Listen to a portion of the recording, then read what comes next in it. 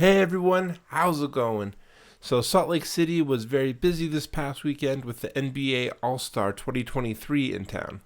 And there were many celebrities, people from out of town, viewing parties, and after parties. One of the events that my company was hired to help with was an app launch party for NBA All-World. It's made by Niantic. Yes, the same Niantic that made Pokemon Go. So I won't go too much into the app, but think Pokemon Go meets NBA 2K. So the app launch party included games and prizes, and our mission as a DJ company was twofold. To curate vibes, mostly clean hip-hop with some sports anthems for those at the Niantic booth, and attract folks that were coming to and from the various events at the stadium. And I think that having a live DJ definitely helps create a cool, welcoming vibe. And so we were contracted to play 2 days of the weekend. I took Saturday, and while one of my employees, Braxton, took Sunday. And on Sunday, Braxton got to be featured on the news, so that was pretty cool. And honestly, two 12-inch speakers or even a pair of Evolve 50s probably would have been passable, but we were getting paid really good money to essentially play background music. So I brought my ETX subs and tops. They weren't cranked super loud, but the sound was very full and the deep bass of the subs sounded superb. I walked down the street and even across the street to test if these would attract attention, and I thought the throw was excellent. I could hear it from pretty far away, and I'd imagine that a passerby would naturally be curious what was going on, which was the whole point. And I need a trailer to bring to ETX subs, and downtown parking is always hard. Even worse with the All-Star game. Luckily, Niantic reserved this entire parking lot and I was free to park wherever. I also thought I'd bring my well sticks to add some flair. The event coordinators were very insistent that the colors of any lighting that I bring match the brand colors. Like I had to send photos beforehand to ensure I would use the right color. So instead of just having my well sticks be a static color, I wanted them to be doing animations just to be more eye candy and attract more attention. But I wanted all the animations to be in the correct shade of yellow. So my idea at first was just to use them in master slave mode, so I wouldn't have to use DMX at the event and just make this a little bit more nimble and just a little bit easier. But when you use the built-in presets, the colors you can choose are very limited.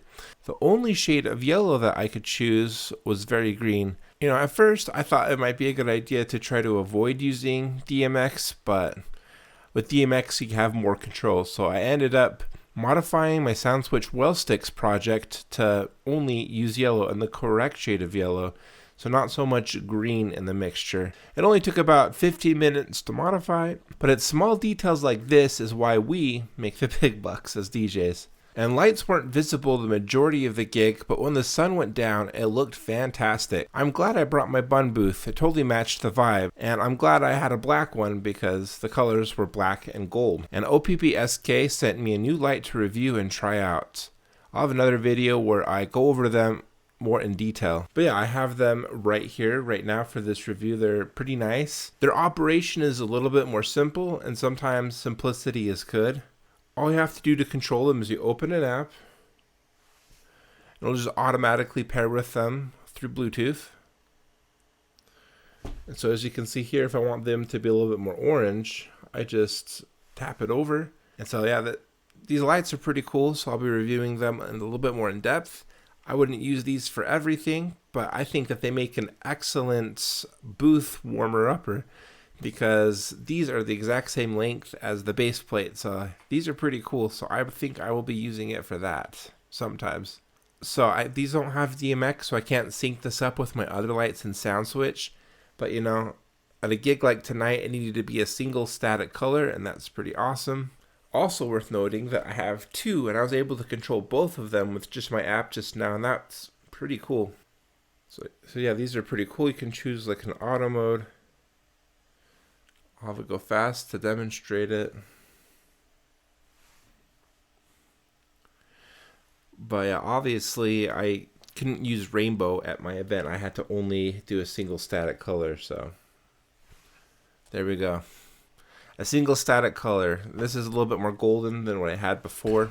All of these uplights and light bars dotting the perimeter are from a local production company. I mistakenly didn't think that they'd be interested, so I didn't try to upsell them on much lighting. The event coordinators were thrilled with the lighting it brought, and they also loved the music selection. They said it added the correct vibe that they were envisioning.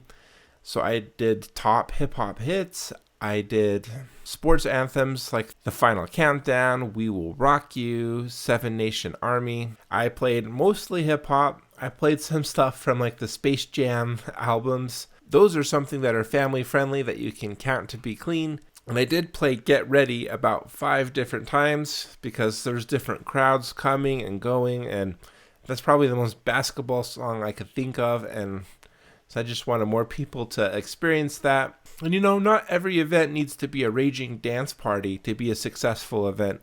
For a lot of these corporate events, they are looking to create that vibe, and having a live DJ, a live performer, just helps with that vibe. So, smiling at people, dancing to the music, and a big part of it is just, being dressed, matching the part.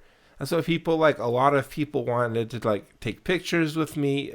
And, there was a fun experience too that I should mention in this gig log. There was a kid in a blue jacket, and he just comes up to me with a Sharpie. He's like, "Can you sign my jacket?" And I'm like, "Look, I'm not very famous. There's famous basketball players doing meets and greets. You should save your jacket space for them to sign it." And then I looked at his mom because I'm like, "This is a pretty nice jacket." And she's like, "No, he's going around having all the DJs sign it because he loves DJing and he wants to DJ when he gets a little bit older." So I thought that was cool. So I'm like, all right, if you know that, I'm not DJ Khaled or someone famous and you're okay with me signing, I'm more than happy to sign your jacket. And then I looked at some of the other DJ names that were signed, and they were other local DJs that I know, so I thought that was pretty cool. I messaged them after the event, and I'm like, "Hey, I saw your name." And we had a good laugh about it, so that was pretty cool. There was so many events, there's so many parties, and this being the weekend of the MEX convention in Vegas, I feel like a lot of people were split, and probably a lot of them are scrambling to Vegas after the weekend of festivities. But yeah, there was a lot of parties, a lot of corporate events, a lot of after parties, a lot of celebrity viewing events. So that was pretty cool. Yeah, they let me keep this jersey, which I think is pretty cool, as well as this beanie. So that'll just be a fun memory. So I hope you found this gig log interesting. So please leave your comments down below, and don't forget to smash like and subscribe, and I'll see you in the next video.